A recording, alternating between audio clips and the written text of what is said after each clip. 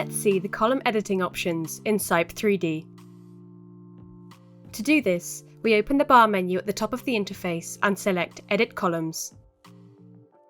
The Create Continuous Column option allows us to describe a group of parts aligned between two nodes collectively as a single column.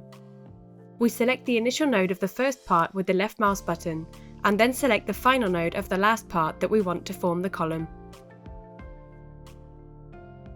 The following option allows us to edit the floor slab depth at a column node, in case we want to use a different depth than the one automatically determined by the program. The floor slab depth determines the free height of the column between two levels. We select the nodes one by one with the left mouse button or use the crossing method, and then confirm the selection with the right mouse button.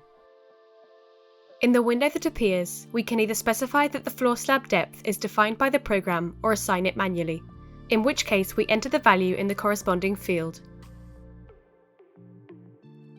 Then we click on Accept. Further on, we can edit the reinforcement of all the columns in the job.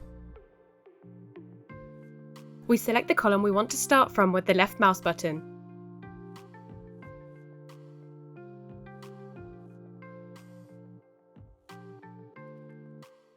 This way, we access the Edit Columns window, where we can edit the reinforcement of the columns in Table or in Column Schedule, as well as manage the groups of columns and see a summary of code checks carried out. We can also lock the reinforcement of a column so that it is not modified during the analysis. In the same way, using the left mouse button, we select the columns we want to lock one by one or by using the crossing method, and then we confirm the operation with the right mouse button.